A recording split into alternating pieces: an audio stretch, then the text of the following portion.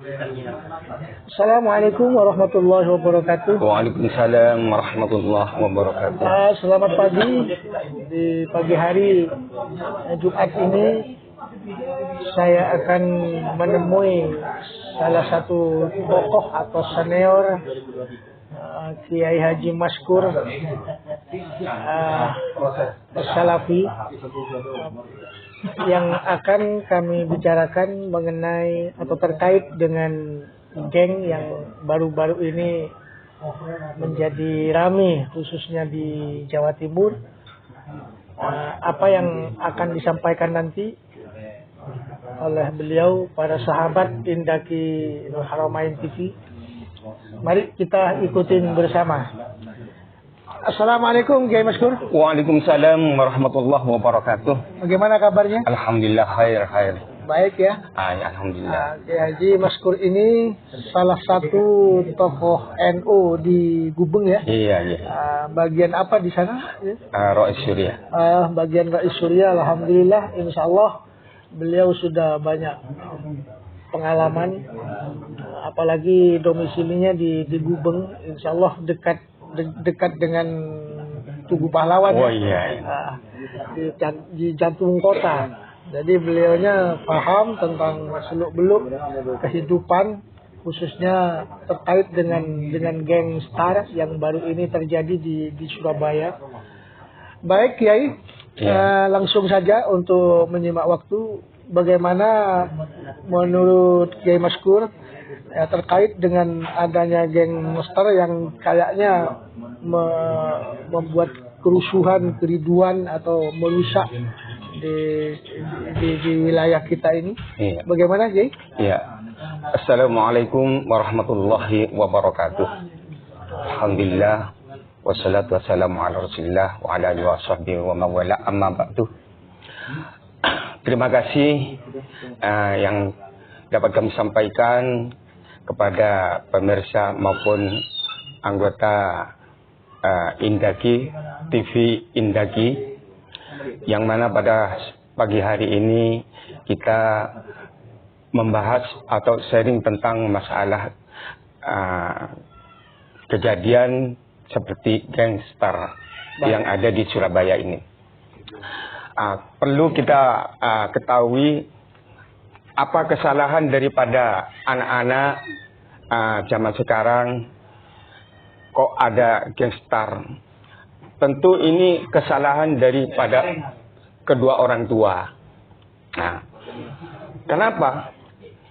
Dalam hadis disebutkan marrazaqahullahu biwaladin fa'alaihi bita'limihi wa adabihi wa ta'dibihi.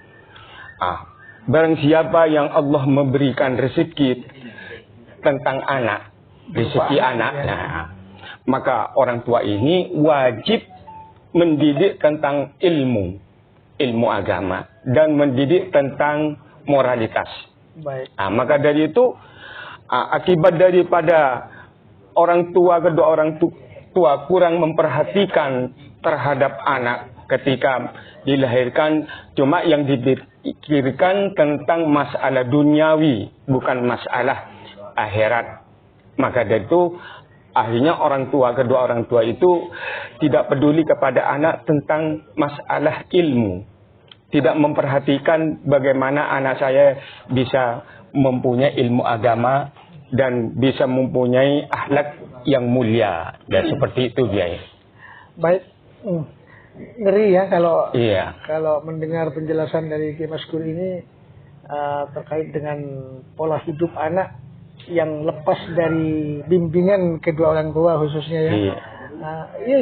Kira-kira faktor selain daripada anak-anak yang terjerumus ke geng master yang membuat kerusuhan khususnya di Jawa Timur, selain dari faktor kurang bimbingan dari orang tua, kira-kira apa yang mendorong mereka, anak-anak itu sampai melakukan semacam itu?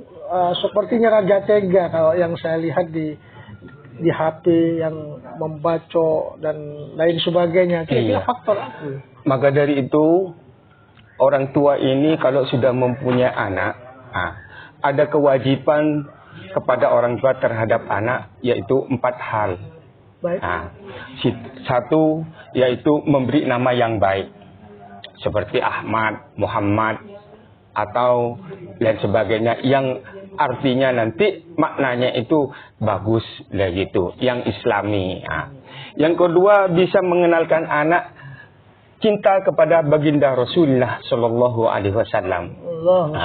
Yang ketiga bisa mengenalkan anak bagaimana caranya cinta kepada Al-Quranul Karim sebagai pedoman hidup kepada manusia ini, sebagai manusia untuk bisa menunjukkan kehidupan di dunia dan akhirat, yaitu imamnya adalah Al-Quran.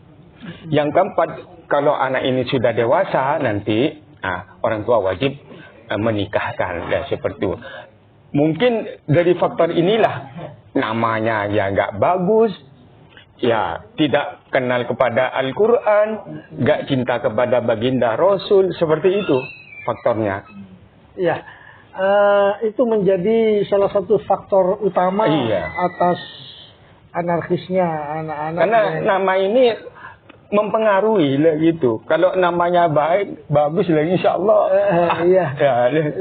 Apa namanya, di nama-nama itu bisa memberikan satu pengaruh kepada pemilik nama. Seperti panjenengan, tentang asli lengkapnya.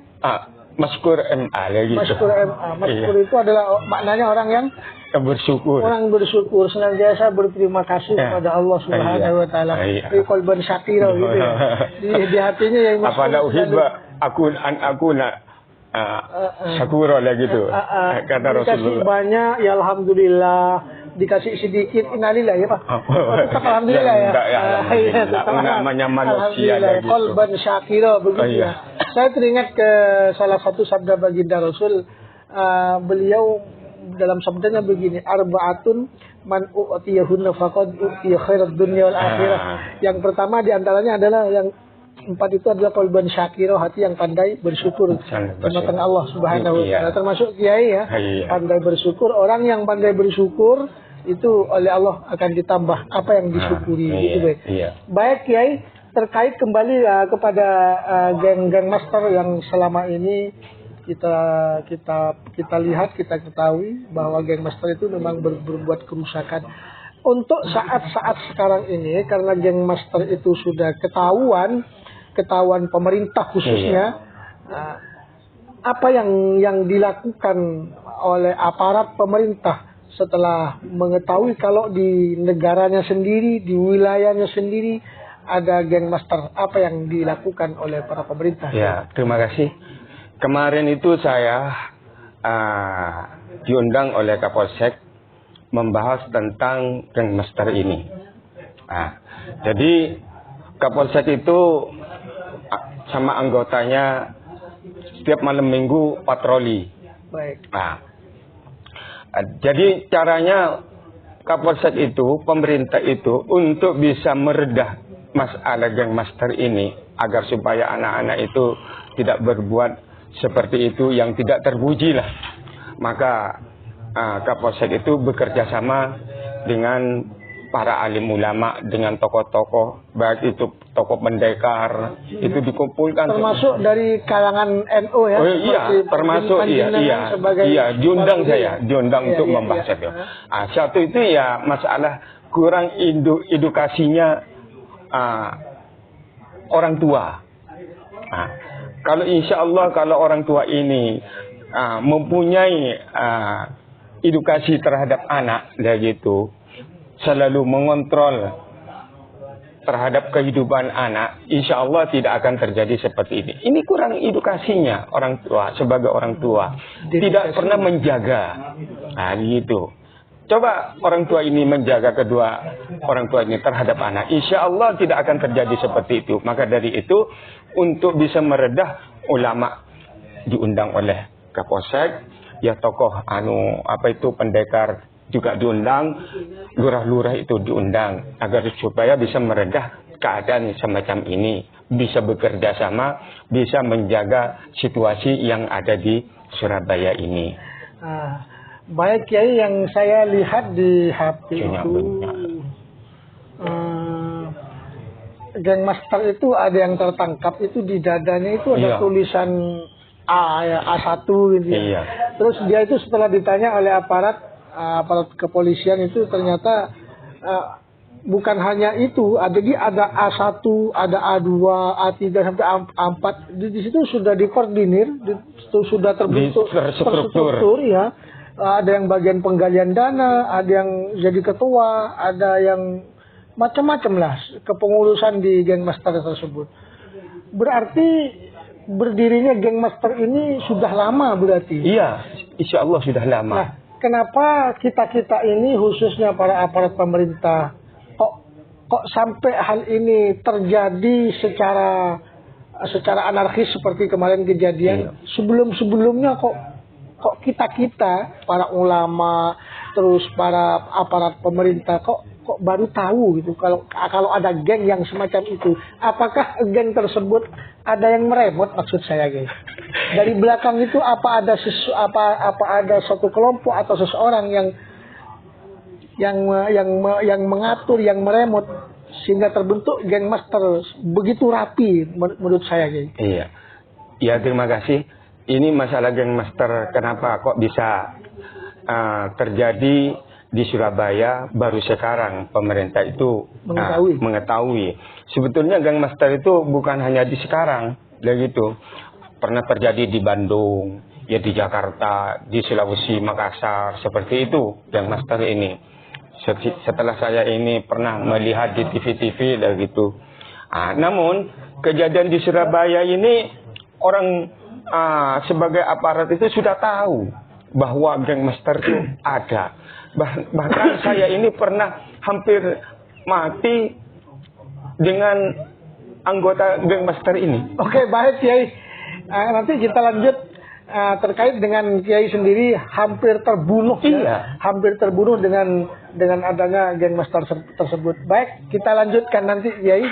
Iya, di lain episode. Ya, baik. Terima kasih. Ya.